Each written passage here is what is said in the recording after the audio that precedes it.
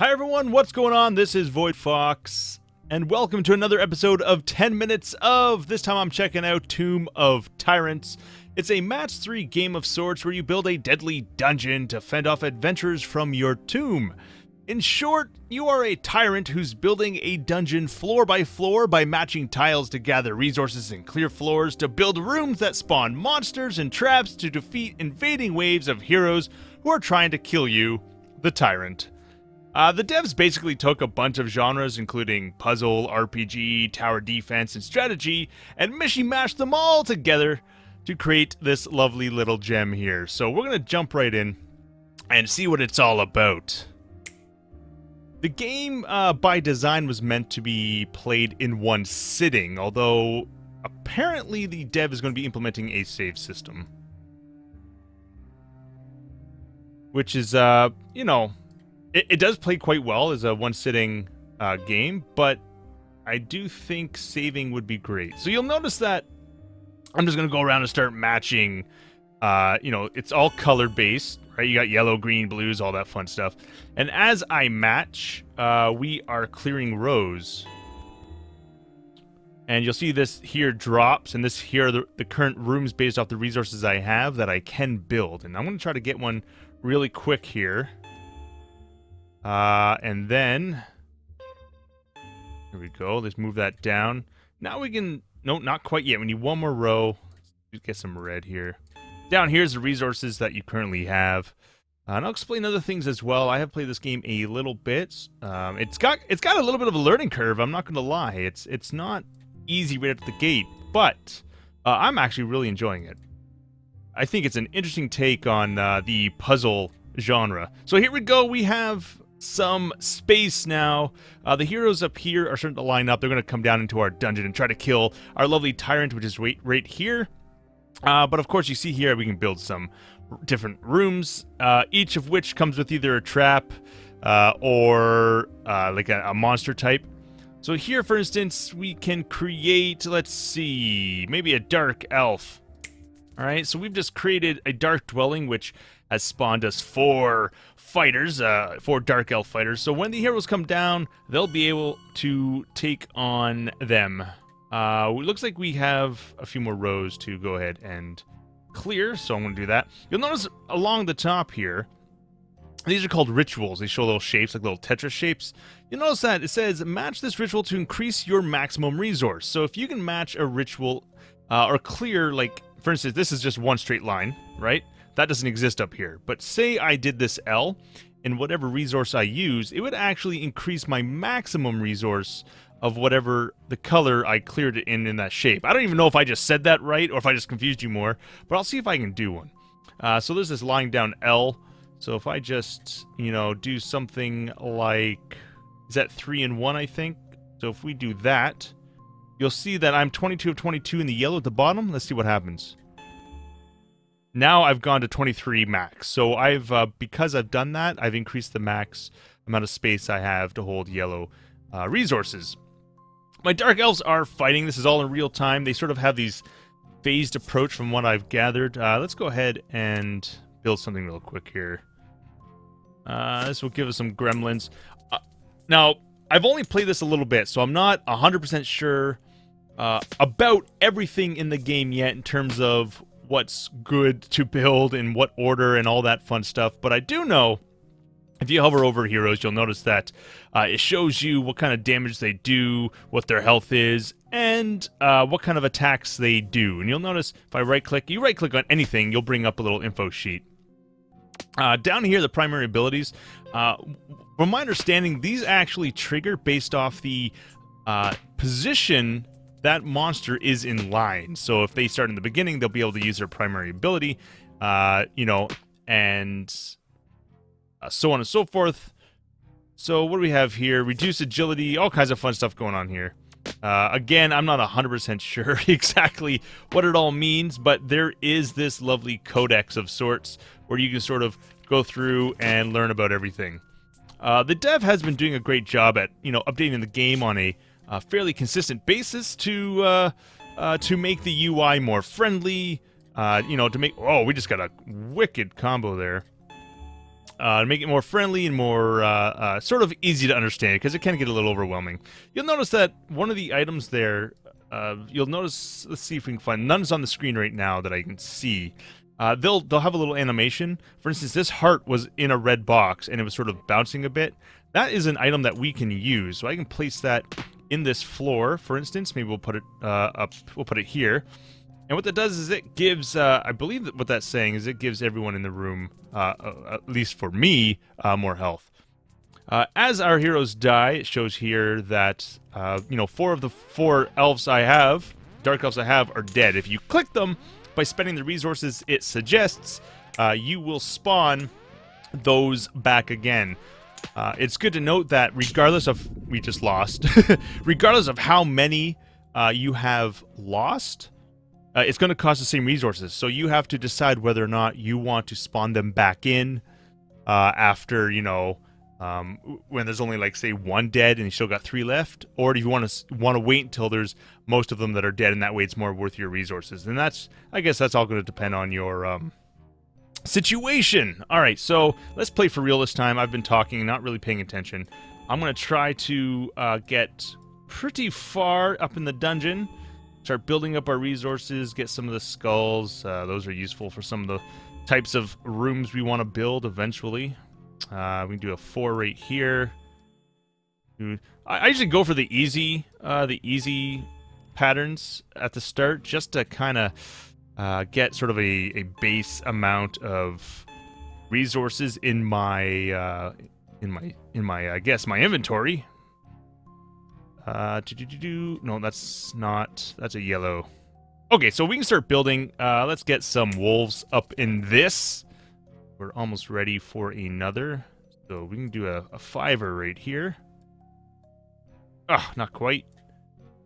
There we go. Yeah, it's a lot of fun. If you like puzzle games and you like this match, sort of 3-ish match system, I think you really like this. It's a neat blend. Really is a neat blend of genres, and I'm actually kind of digging it. This is a shady shop. What's this? Offers goblins, but also leads to... let's see. Leads to... The font can be a little difficult to read. Furtive fence and shady shop. I don't know exactly what that means, of course, but you will learn over time. Cultists. Let's get some cultists in there. Why not? Close this codex. We got some wolves ready. We got some cultists ready. One thing I really like about the game is the pixel art. It is brilliant. I love it. It's so simple, but the animations are smooth and fantastic. The shading, everything about it is screams right up my alley in terms of art direction for pixely games. I really dig it. Yeah. All right. Let's see. We get another 4 here. Let's get some here. Bones. We really need a lot of bones. No bones about it. What? All right. Blue. Getting pretty good on blue. Red, we're hurting. The gold, or scrap, as the game calls it. All right. So now we can build something else. Tutorial horde refill. If your horde is running low and you desperately need more resources, you can bump it for a refill by clicking its growing blue background. Keep in mind that this is expensive. That's pretty cool, actually. We'll just check that off. The game does throw tips at you, especially with new patches, and they introduce new gameplay mechanics. Let's get some gremlins in here. Now, please note that the more you play this game, the more you'll sort of understand what has an advantage over what. For example, like these human fighters, they're weak. Let's see. It says here. I thought it showed a weakness somewhere. Pretty sure it said it somewhere. Click on this guy. Hey! Biped, he's a living character. He's got a primary ability, a secondary ability. I don't see where it shows he's weak. I thought I saw it somewhere, and if I do find it, I'll be sure to point it out. So you notice 3 of my wolves are hurting, and it's going to take 5 skulls and 5 flesh to revive them. Of course, I don't have enough flesh to do that, so let's go ahead and try to get that now. Just really quickly here. So now we can revive all 4, and you'll see up here they just spawned up on the top floor, but it's great because that's where the heroes are going.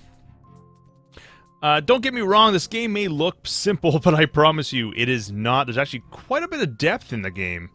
For instance, each floor has the ability to select whether you want minions to patrol there, to defend, completely keep it off limits, or to avoid. Of course, you might do that with certain floors, like trap floors, and every type of floor will have a default state, which is typically okay to use. Wow, we've already hit 10 minutes. So what I'm going to do is I'm going to go ahead and I'm just going to keep playing for a bit so you guys can see a bit more of what's going on here. But typically these games can last up to 30 minutes. Or longer if you're a better tyrant than I am. Let's get the kobolds. Yeah, so we'll get the kobolds here. You can also move rooms if you so please. But of course, by doing so, it costs resources, naturally. There are some hero types in the game, so some of these guys can come up and be like a champion of sorts, like you would find in, say, like a game like Diablo, where you have a champion packs or elites. And if one of your minions, your lowly, loyal minions, happens to kill that champion, they become a champion themselves. So that's really good. And then you can send champions up to the surface to go on sort of little mini quests that sort of happen in the background. To gather you like resources and items and things of the such. We can do a 5er right here. Let's see if we can get this. Actually, you know what? Let's see if I do. Is there a shape? No, so I'm not going to worry about that right now. You'll know that sometimes these shapes are actually quite difficult to obtain. At least for me, and I'm not the greatest at these sort of match games, but oops, I didn't want to do that. I want that back up. There we go. Then I can pull this down. That's got to be worth something. We're doing all right. We need to clear some rows. Let me just move this down. Now we can build ourselves. Oh, no! And when that happens, you go to create something. Oh, look at that. There's... Oh, I can't get it in there. Oh, well. Oh, a square! A square! I don't know why I did that. I always think of Arnold when I think of the shape of a square. I think it's its jaw. I don't know. Here we go. So, what is this? Offers Dobermech. Let's go ahead and build one of those. I've actually never seen that before. Dobermechs are indeed a, looks like a dog or wolf of some sort. Oh, here we are. Arcana! What does that say? Bone. Okay, this is just cost. Let's see, this is your health. This is how much armor it has when it fights. And then, of course, its primary ability is attacks primary enemy and does the melee damage. So he's a melee damage specifically.